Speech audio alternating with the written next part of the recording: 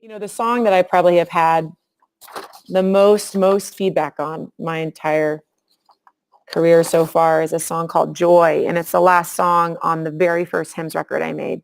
Um, and I the story behind this one, my dad passed away 10 years ago this summer, and I was with him in his last breath. And uh, I'm sure there's plenty of you out there that have experienced something similar. And there is something really different, when you're with someone that's passing away, the moment where they actually take their last breath, you can feel kind of their spirit leaving their body, and it becomes the body. It no longer becomes the person you love. Like, that wasn't my dad. That's the body. My dad is now passed on. And, I was 26 when my dad died, and was really overwhelmed, and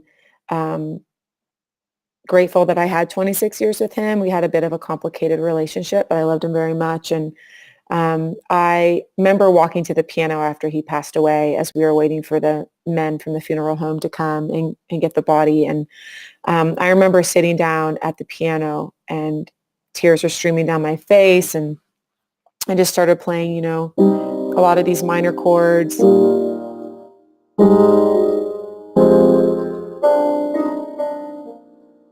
And I just kind of was cycling through them. And there's moments as hymn writers, worship writers, songwriters, where sometimes you feel like songs kind of just come all in one moment, and they're rare. And this song came out, as it was written. And it was so odd because I was playing these chords, and this song came into my mind that I grew up singing as a little girl in VBS. And it was, I've got the joy, joy, joy, joy down in my heart. Where? And I remember thinking, where is my joy? And it was in that first moment, at 26, that I realized that, joy is not the opposite of grief. Joy is the opposite of fear. And I realized there that joy can be simultaneously felt alongside deep grief and deep peace. And there was relief in the sense where my dad was no longer battling cancer. He was no longer fighting inside a very failing body.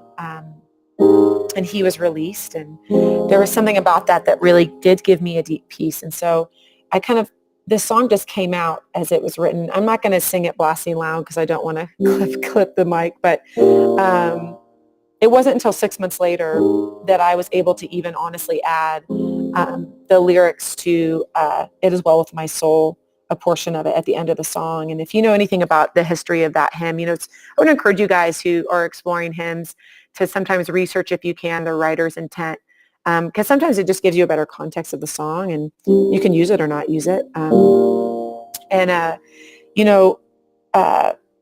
The hymn writer here, he had kind of a tragic story. He had, children and a wife, and his business had burned down in the Great Chicago Fire, and he lost one of his children and his business. And he sent his wife and his other children back over to England on a boat, and then he was going to meet them later. And that boat ended up sinking, and he lost the rest of his family. And I'm not sure how much later it was, but he was on a boat on the way over, and grieving the loss of his family. He had lost everything.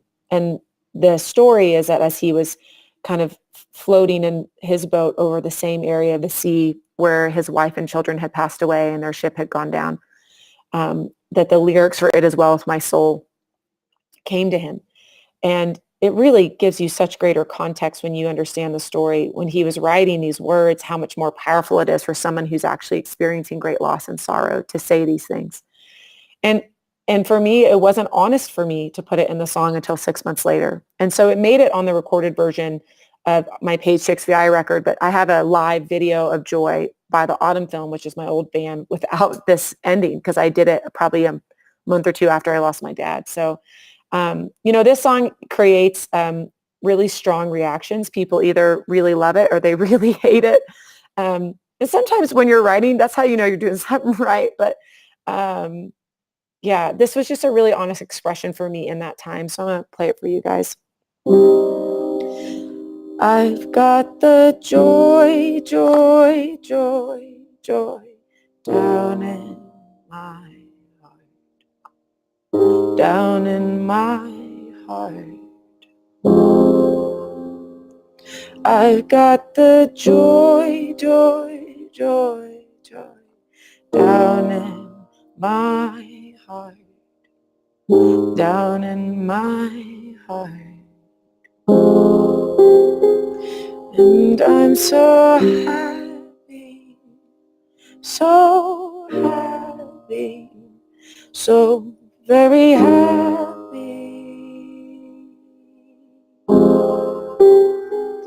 Yes, I'm so happy, so happy, so very happy.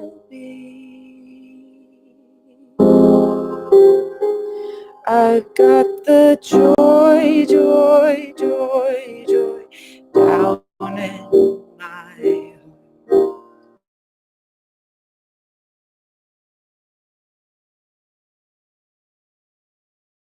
The joy, joy, joy, joy down in my heart, down in my heart. And I'm so happy, so happy, so very happy. Yes, I'm so happy, so happy, so very happy.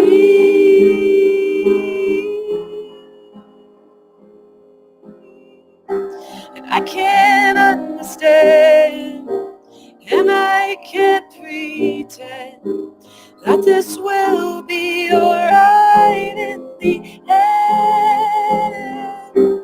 So I'll try my best and lift up my chest to sing about this joy,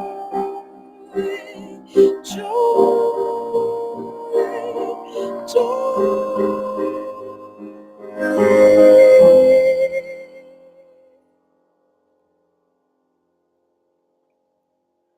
When peace like a river attendeth my way, when sorrows like sea billows roll,